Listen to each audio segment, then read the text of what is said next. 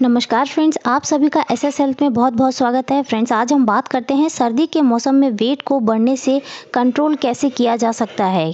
क्योंकि फ्रेंड्स, सर्दियों में अधिकांश लोगों का वजन काफ़ी तेज़ी से बढ़ता है और रिसर्च के अनुसार बताया जाता है कि इस मौसम में खान पान में बदलाव और धूप की कमी के कारण वजन बढ़ना बहुत ही स्वाभाविक होता है। मोटापे के साथ साथ ही पेट की चर्बी भी बहुत ही तेज़ी से बढ़ती है। तो ठंड के मौसम में चर्बी को कम करना अपने आप में एक बहुत ही मुश्किल काम है। तो आज हम इसी के बारे में बात करते हैं कि कैसे हम छोटी छोटी चीज़ों को ध्यान में रखें और उन्हें अपने डेली रूटीन में फॉलो करें। फ्रेंड्स, वेट कंट्रोल करने के लिए हमें एक्सरसाइज और डाइट दोनों को ध्यान में रखना है, क्योंकि किसी भी एक चीज़ से वेट को कंट्रोल करना थोड़ा मुश्किल हो सकता है। तो हमें अपने रूटीन में डाइट को फॉलो करने के साथ साथ थोड़ी बहुत ईजी एक्सरसाइजेस को भी शामिल करना है। फ्रेंड्स, वीडियो थोड़ा लंबा हो सकता है क्योंकि इसमें डाइट और एक्सरसाइज दोनों के बारे में बताया गया है, बट मैंने कोशिश की है कि बहुत कम समय में आपको दोनों चीज़ों के बारे में बता सकूं। तो आइए सबसे पहले हम बात करते हैं कि हम मॉर्निंग से नाइट तक क्या डाइट फॉलो करें। तो सबसे पहले मॉर्निंग में 6 से 7 बजे के बीच में आप सुबह खाली पेट 1 गिलास गुनगुना नींबू पानी लें। इसमें आप शहद और ताज़े अदरक का रस भी मिला सकते हैं। इससे हमारा मेटाबॉलिज्म बेहतर होता है और वज़न को कम करता है। इसके बाद हम आते हैं ब्रेकफास्ट में, जो कि हमें 8 से 8:30 के बीच में ले लेना चाहिए। इसमें आप फाइबर युक्त चीज़ों को शामिल करें, जैसे आप ओट्स का सेवन कर सकते हैं। ब्रेकफास्ट में आप अंकुरित चने, अंकुरित दालों आदि का भी सेवन कर सकते हैं। साथ ही 1 गिलास दूध या 1 कटोरी दही के साथ ताज़े फलों का भी सेवन कर सकते हैं, या फिर आप ब्रेकफास्ट में पोहा भी ले सकते हैं। तो आप डेली एक ही चीज़ ना खाने से अच्छा है कि आप डिफरेंट डेज़ पे डिफरेंट चीज़ें ले सकते हैं। कभी आप ओट्स ले लेते हैं, कभी आप अंकुरित चने और अंकुरित दालें ये सब ले सकते हैं। तो इस तरीके से आप अपने ब्रेकफास्ट में इन चीज़ों को शामिल कर सकते हैं। अब बारी आती है हमारा ब्रेकफास्ट और लंच। इसके जो बीच का समय होता है उसमें हम क्या लें जिससे हमें एनर्जी भी बनी रहे और हमें भूख का एहसास भी ना हो। क्योंकि आपका ब्रेकफास्ट 8 से 8:30 और आपका लंच 1 से 2 के बीच में होता है, तो इसमें आपका गैप काफ़ी ज़्यादा हो जाता है। हमें गैप नहीं रखना है इतना। तो अब हम इसके बीच में ब्रेकफास्ट और लंच के बीच में आप ड्राई फ्रूट्स ले सकते हैं। मुट्ठी के बराबर ड्राई फ्रूट्स का सेवन कर सकते हैं, या फिर आप भुने हुए चने ले सकते हैं। इन चीज़ों से फैट नहीं बढ़ता है और साथ में आपको भूख का भी एहसास नहीं होता है। अब आते हैं हम लंच में। हम लंच में क्या क्या ले सकते हैं। लंच में आप 1 कटोरी ब्राउन राइस लीजिए, 1 कटोरी सब्जी लीजिए, 1 कटोरी दाल लीजिए और 1 रोटी लीजिए। इसके साथ साथ आप 1 कटोरी सलाद का सेवन करें। अब हम बात करते हैं स्नैक्स, जो कि आप 3 से 4 बजे के बीच में ले सकते हैं। इसमें आप छाछ ले सकते हैं, सैलड ले सकते हैं, या फिर आप बनाना ले सकते हैं, या फिर कोई भी फ्रूट ले सकते हैं। क्योंकि जो फ्रूट्स होता है इसमें बहुत ही कम मात्रा में कैलोरी होती है, लेकिन फाइबर बहुत ही अच्छी मात्रा में पाया जाता है। इसके साथ साथ ही विटामिन्स और अदर इसेंशियल एंटीऑक्सीडेंट्स भी पाए जाते हैं फ्रूट्स में, जो कि हमारे इम्यून सिस्टम को मजबूत करते हैं, जिससे हमारा डाइजेशन अच्छा होता है और हमारा वेट नहीं बढ़ता है। इसके बाद हम बात करते हैं टी टाइम की। टी टाइम आपका लगभग 5 से 6 के बीच में होना चाहिए। इसमें आप 1 कप ग्रीन टी लें। इसके साथ में आप 2 मल्टीग्रेन बिस्किट्स का सेवन करें और आप 1 कप ग्रीन टी लें।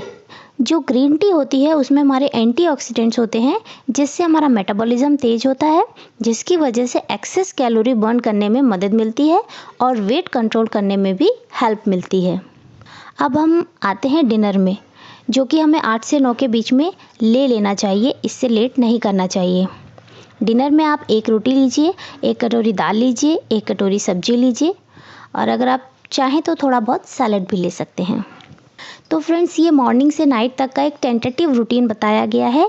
इसमें आप अपने अकॉर्डिंग कुछ चेंज भी कर सकते हैं, क्योंकि हर पर्सन का जॉब डिफरेंट होता है और उसके रात में सोने का समय, मॉर्निंग में उठने का समय, ये सब डिफरेंट हो सकता है। तो आप इसमें अपने अकॉर्डिंग थोड़ा बहुत चेंज भी कर सकते हैं।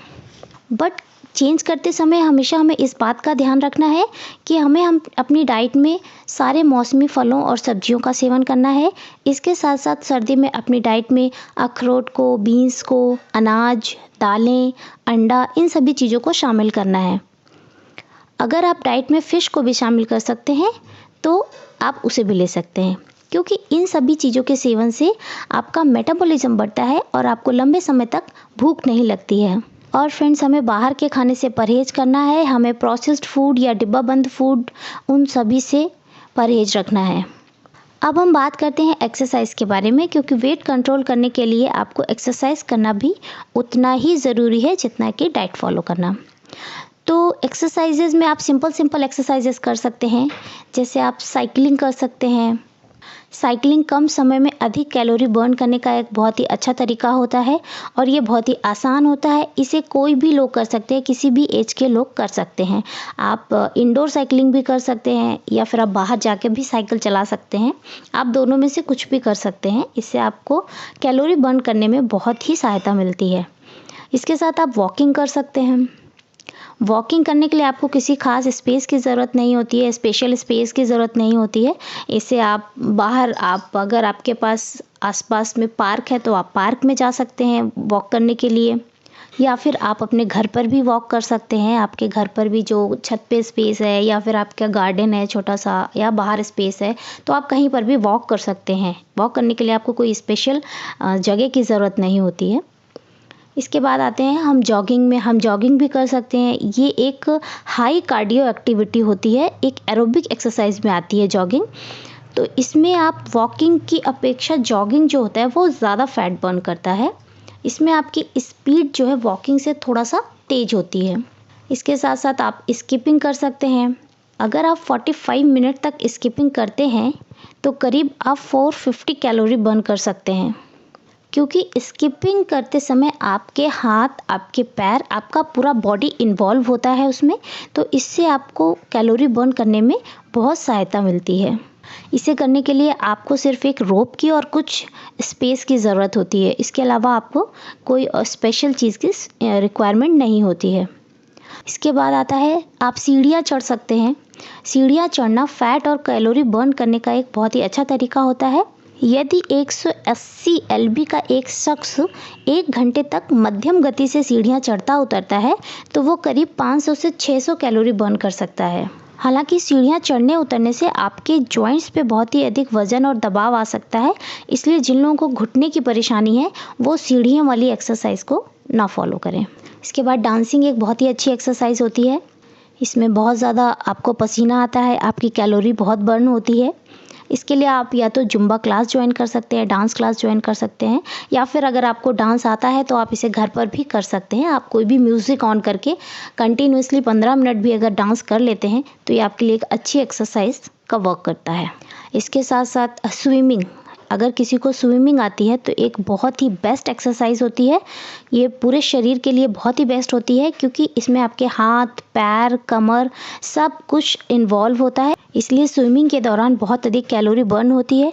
केवल 1 मिनट की तेज स्विमिंग से 14 कैलोरी आप बर्न कर सकते हैं। इसके साथ साथ आप योगा को भी शामिल करें। आप घर पर ही योग की मदद से अपने मेटाबॉलिक रेट को बढ़ा सकते हैं, और जब आप मेटाबॉलिक रेट को तेज करते हैं तो आपका वज़न जो है कम हो जाना शुरू हो जाता है। तो इस तरीके से आप इनमें कोई भी एक्सरसाइज को चूज़ कर सकते हैं जिसमें आप कंफर्टेबल हों, लेकिन ये हमें नहीं भूलना है कि इन चीज़ों को हमें रूटीन में शामिल करना है। ऐसा नहीं करना है कि इसको हमने आज 4 दिन कर लिया, इसके बाद हमने 4 दिन रेस्ट कर लिया, 4 दिन हमने बिल्कुल कुछ भी नहीं किया, इसके बाद हमने फिर से 2 दिन कर लिया। ऐसा बिल्कुल नहीं करना है। इसे अपने रूटीन में शामिल करना है, तभी आपको अपने वेट कंट्रोल करने में मदद मिल सकती है। तो फ्रेंड्स, वीडियो अगर यूज़फुल लगी है तो प्लीज़ वीडियो को लाइक करें, फ्रेंड्स के साथ शेयर करें और चैनल को सब्सक्राइब करें। साथ ही बेल बटन को प्रेस करें ताकि आपको आगे आने वाले वीडियो के नोटिफिकेशंस मिलते रहें। Thank you.